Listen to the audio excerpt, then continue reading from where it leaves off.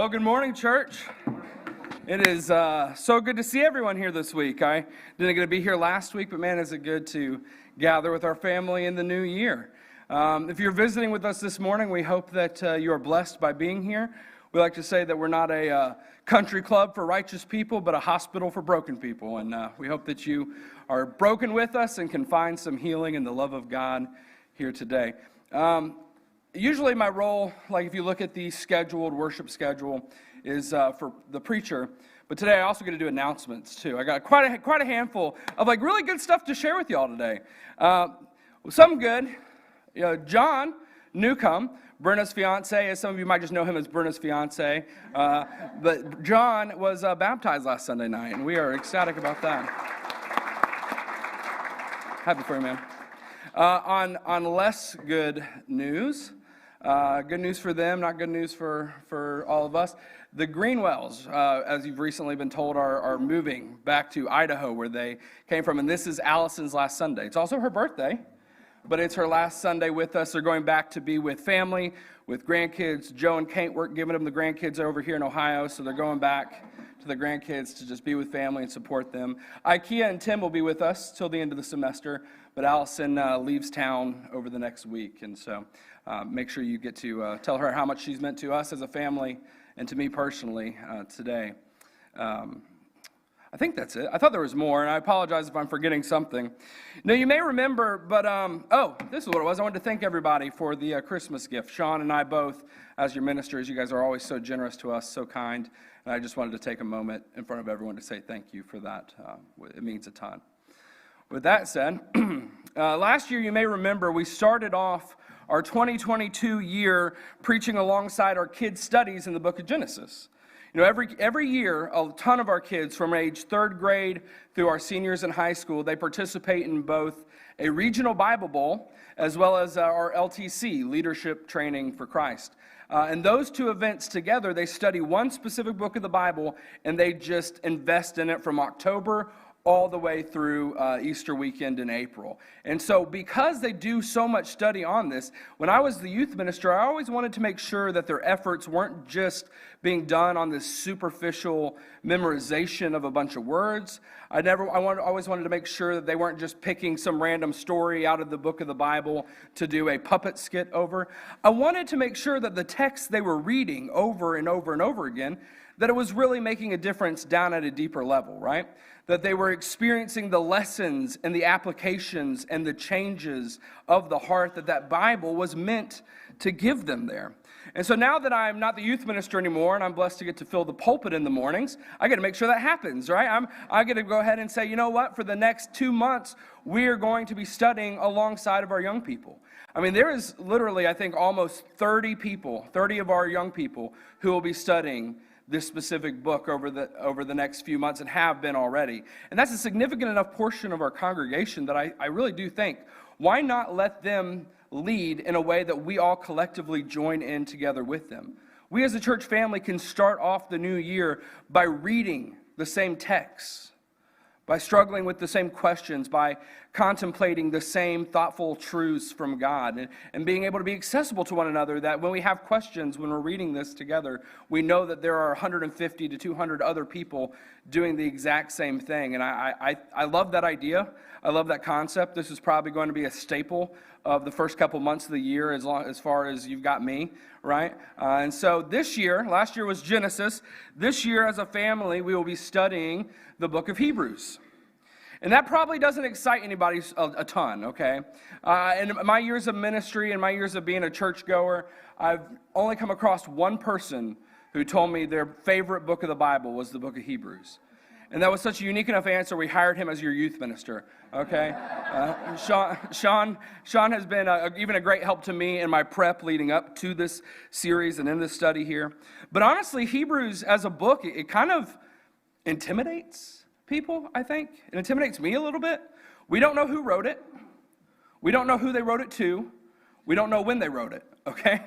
And there are pieces in the book. If you like puzzles, you can like Hebrews, because there's little pieces that help us clear up that answer a little bit, but it's still not a direct answer. On top of that, this book in the New Testament assumes that you know a lot of Old Testament, okay? It assumes you know a lot of Old Testament, and sometimes we don't always know a lot of Old Testament. It is also written in a very high and eloquent style that makes us kind of slow down. You can't plow through the book of Hebrews and understand it. It makes us kind of slow down and read what it's trying to say. And because of these difficulties, if you want to call them that, Hebrews is often skipped over, especially with the book of James right behind it, filled with punchy, applicable pieces of wisdom. It's easy to skip over the book of Hebrews. However, one of the things that has helped me personally, especially over the last month or two as I've anticipated this series, the thing that has helped me appreciate this book the most, the thing that has helped me transform those difficulties into things that I can actually enjoy, is to understand that Hebrews is not a letter. Hebrews, at least, is not a letter like Paul wrote letters to the Romans, right? To the Roman church, to the Corinthian church, to the Ephesian church. It's not like one of those. In fact, Hebrews is, by and large, considered to be a sermon. It's a sermon. It's a sermon manuscript that was written down and shared with people to give them toward a lot more faithfulness, to encourage them towards faithfulness. And there's a lot of technical reasons people think that Hebrews was a sermon. You can look at the Greek, the history, the context, whatever. But beyond all that, let me just challenge you that if you're going to be reading along with us, read the book of Hebrews, maybe for the first time in your life. Read it as a sermon more than a letter to a church. Read it as a sermon. And I think if you do that, it'll make this unique book of the Bible so much more alive for you. You can really see the heart and the passion beyond this eloquent, formal kind of text. And when you read it as a sermon, you'll be able to hear what I think it's meant for. You'll hear the preacher trying to encourage and energize the people that were apparently exhausted. Because that seems to be the audience this sermon was written for. A congregation and a people who were absolutely worn out. This congregation didn't need a slap on the wrist because they were charging off into some false teachings. Like if you read the book of Galatians, Paul is writing very angrily to a church who was just choosing to do a lot of wrong things. That's not what this one is too. It's a congregation that is just exhausted. This letter is an effort to reinvigorate believers who are tired and who are worn out. Tired of serving. Tired of worshiping. Tired of meeting together. And if this was written when I personally believe it was written, I think they were also sensing that there was a storm brewing, all right? They had faced opposition up to this point as Christians. They've been marginalized, they've been ostracized, but right before I think this sermon was written, they were about to face the first of many severe Roman persecutions against Christians. So they're already worn out, they're already tired and exhausted, and here now they see that there's even greater hardships and troubles coming their way. And the preacher even describes them in chapter 12 as a people with feeble arms and weak knees. And he doesn't mean that as an insult, but he describes them in that way, as feeble arms and weak knees. And when I realized that this is what Hebrews was, not an arbitrary letter that has a lot of Old Testament quotes in it, but a sermon written to encourage a church of tired, burnt-out people, I thought to myself, well, you know what? This might just be the perfect study for us to do in 2023. I think the whole global church is tired, to say the least, right? There are many Christians right now with failing knees. And I anticipate and look forward to us being able to sit down and hear what the preacher has to say to those people. And I love what he does say. I love what he does say, because it's different from what you would expect, or different from what so many churches or preachers would tell you today. If there's a tired and burnt out congregation today, and you went to a ministry advisor, you went to a megachurch preacher, you went to a parachurch organization that helps dying churches, whatever. If you went to them and said, my church is tired, my church is exhausted, it's burning out, you know what they would tell you to do? Most likely? Start new social programs. Get more potlucks in there, okay? More game nights, more things like that. And while I think those things are important, and I really do, I think we can argue that those things are vital to a church scripturally, theologically, sociologically. That's not the answer for weariness that the preacher gives to these Hebrews, okay? That's not the answer he gives to these Hebrews. When he addresses their exhaustion, he does so by pointing them to Christ, in Christ alone. And he believes, he truly believes, and he trusts, and he puts this effort in because he believes that pointing these believers to Jesus, fixating on the Son of God, will be all that is needed to renew their spirit and strengthen them for troubled days to come. And I absolutely love that. Because here's the thing, is like, I wish we took Jesus that seriously. Okay? I wish we took Jesus that seriously. You know, too often we want something more tangible. We want something more shiny, okay? To more pleasurable, to encourage us and to get us over that hump in our spiritual lives. But to see Jesus as the only thing that we need, to trust that a devotion to him will lift us out of all of our troubles, that's what the Christian faith looks like, right? That's how I want to see Jesus. I want to see Jesus as he is all that I need. And yet so often we don't. Jesus as first. Jesus as our sustainer. Jesus as true life. And let everything else flow out from a simple fixation on the Son of God who came into the world and died for our sins. That's all we need. And that's all the preacher really kind of gives them. He doesn't say, hey, do more potlucks and you'll get together, you'll have more fun. No, he's saying, he just opens up, well, let's look, okay? This is how he starts his sermon. Check out this very powerful, very sermon-esque opening to the letter to the Hebrews, the sermon to the Hebrews, if you will. In the past, God spoke to our ancestors through the prophets at many times and in various ways. But in these last days, he has spoken to us by his Son, whom he has appointed heir of all things, and through whom also he made the whole universe. The Son is the radiance of God's glory and the exact representation of his being, sustaining all things by his powerful word.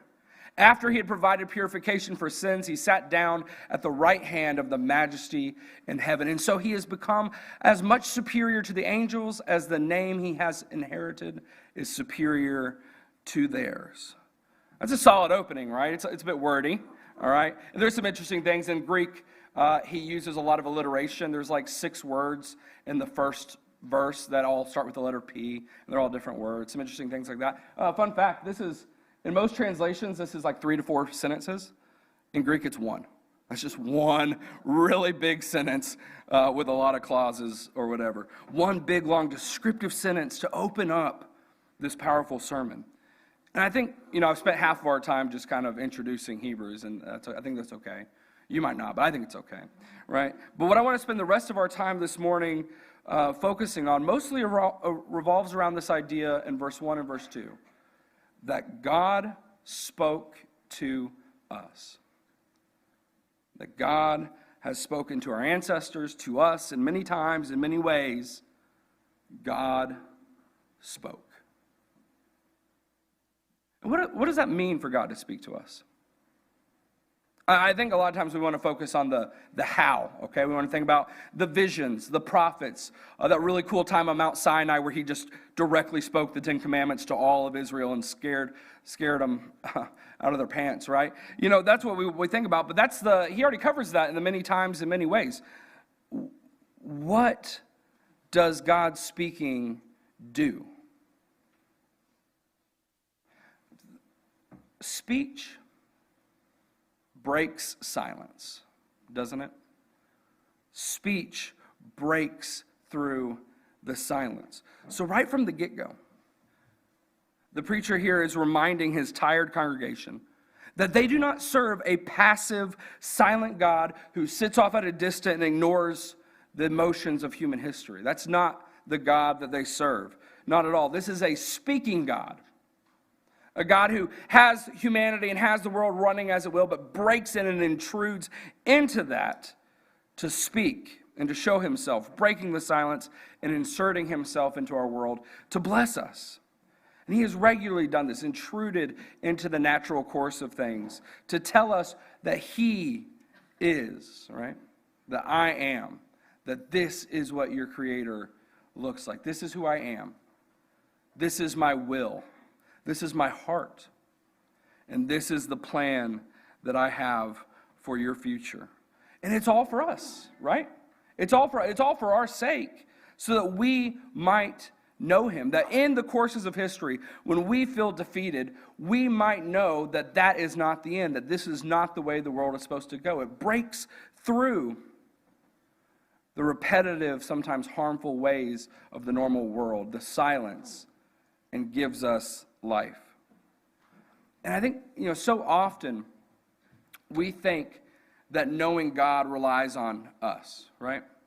We think to ourselves, I need to be praying more if I want to know God. I need to be studying more if I want to know God. I got to seek him more if I want to know God. And obviously those things are essential, obviously.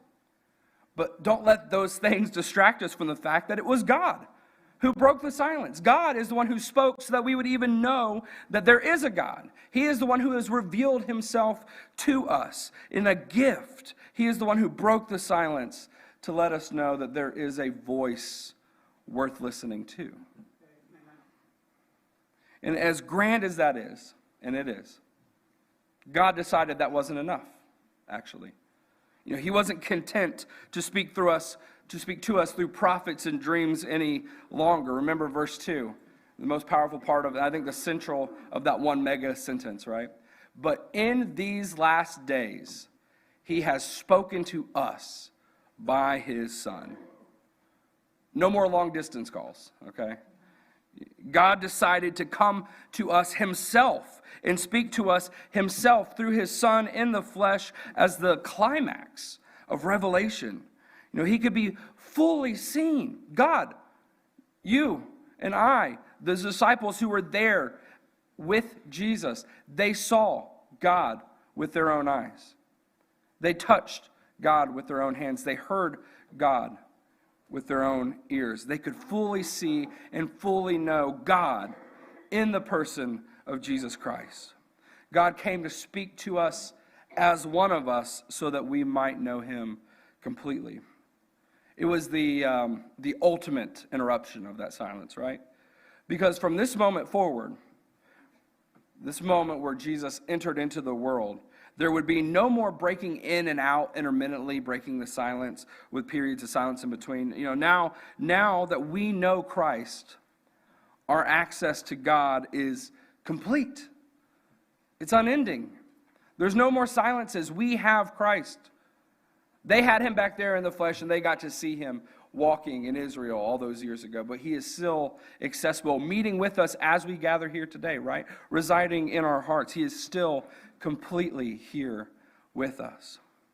And in that opening mega sentence to start the sermon, the preacher, he adds in all these other descriptions to elaborate on why Jesus is the pinnacle of God's speech to us. If you have your Bibles open, you can look back there to verse 2, the second half of verse 2 through 4, and he just says all these different things. He says, he's the means of creation. It was through him that we even have the creation, that he's the radiance of God's glory, that he's the exact representation of the Father, that he's the sustainer of all things, that he's the provider of purification, and it is him who rests at the right hand of the majesty of God, right? It's a lot.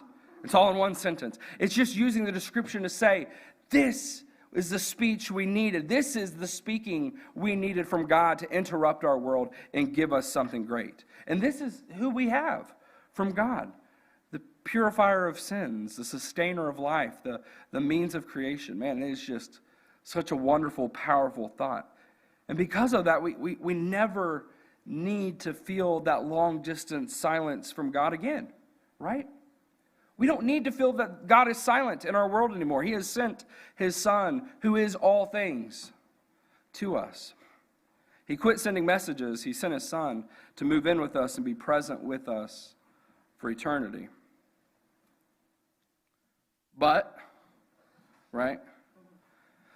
It sounds great, makes for a good sermon, but sometimes it just doesn't feel like enough, does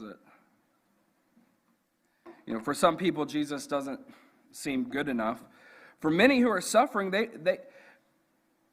through years of ministry, I've discovered that people would rather not have Jesus if it means that they could have God speaking in the ways he did in the Old Testament, right? If I could have the visions, if I could have the prophets, if I could have the Mount Sinai's again, that actually sounds a little better to me than Jesus. Isn't that interesting? And nobody has quite worded it that way to me before, but they've come close. that we have, it's interesting because we have received what those in the Old Testament so desperately longed for. Moses would have given up meeting with God face to face on Mount Sinai. Elijah would have given up the miracles and the fire from heaven. So many of these Old Testament figures would have given up what they had if it meant knowing the Messiah and living under his new covenant. That's what they wanted. And yet so many of us wish we could go back and have what the prophets had. And I think that alone should show us that we don't quite appreciate who and what Jesus is enough, okay? I think that alone shows us we don't appreciate who and what Jesus is enough. And it's interesting, the second half of chapter 1 in Hebrews, which we're not going to look through. If you do have your Bibles open, you'll just see a bunch of Old Testament quotes. And the whole point in the rest of the chapter is a list of quotes for listing why Jesus is superior to angels, okay? And that I don't know about you, that seems a little weird. That doesn't seem like that big of a deal to really start off your sermon with. Because for us, of course, Jesus is better than the angels. And even the earliest Christians, they knew that Jesus was better than the angels. That's not something they had to learn. They would have known that as well. So why spend all this time on it? Why spend half of the first chapter listing out multiple verses for why Jesus is better than the angels? Well, remember the context for this sermon, right? These Christians, this church was on the brink of persecution. They had already faced hardship for their faith. In fact, later on in the book of Hebrews, the preacher will say, look, you faced persecution. You faced hardship. You've been mocked. You've been put on the edges of society. You've had it hard. He says, but your life hasn't been requested of you yet. Well, by the late 60s, it was going to be. Right? That persecution under Nero, blaming them for the fire in Rome. He blames the Christians, even though history shows us it was probably Nero himself. He blames the Christians just because they're already unpopular, so hey, we can slaughter them and pin this on them. And for years, Christians were hunted down and murdered in really creative ways. And the church was on the brink of that. And the time was coming where it would cost them their lives. And the common thought in the early church was, hey, angels are God's messengers of deliverance. And in fact, last month we just preached a sermon on how Peter was in jail about to be beheaded, and how did he get out? An angel came and led him out of the jail. And so we kind of understand why they would think that, right? And so they have this temptation as death is on their doorstep to start seeking after angels more than they seek after Jesus. Because like we said here, sometimes Jesus just doesn't look good enough. When I'm exhausted, when my life is in the dark, when I'm suffering, Jesus can appear to be of precious little help. Because to the naked eye, Jesus is just some carpenter turned teacher from the backwoods of Israel who was beaten, bloodied, humiliated, and slaughtered before thousands of people, okay? He was lifted up on that cross and shouted and suffered in pain like any other old criminal. He seemed unable to save himself, much less anybody else. In fact, that was even said of him. That's too human. That's too vulnerable. That's too weak to help me in my pain. And so we go looking in other places, right? If that's the image of Jesus we see, that doesn't look very strong, that doesn't look very powerful, doesn't look like enough to deliver me from my pain if he's suffering in his own pain. So for the Hebrews, they start looking for other things. They looked in angels. That's where they wanted to find their deliverance. But for us, we look in other places, don't we? What kind of places do we look for deliverance when we think Jesus might not be enough? In our money? In our status and power? Literal escape drugs, everything from pornography to narcotics. We look to the right politician. We look for a new boyfriend or girlfriend, whatever. We will chase whatever if we think it has the power to lift us up or to keep us safe. And the standards for those things are usually pretty low. But the message from the preacher to the congregation of Hebrews is that regardless of what your eyes may see, the deeper truth, the deeper reality is that Jesus is sovereign over all. He alone sustains life. He alone will provide purification for sin. He alone has the enemies placed under his feet. He alone conquered death, and he alone sits at the right hand of the Father, overcoming all evil. Yeah, he was made a little lower than the angels for a little while, right? That's in the next chapter. He was made a little lower than the angels for a little while, but he was crowned with glory and honor, and everything, every enemy, every defeat, every Caesar, every persecution, every evil, every bankruptcy, every divorce, everything is placed under his feet. Brothers and sisters, Jesus is truly all we need. And that's the thing. Christ is all that we need to accomplish and overcome our worry and strife. Because he is the word of God spoken to us, interrupting the silence and filling it with the symphony of God's glory. If we can help you in any way this morning, we invite you to come forward now as we stand and as we sing.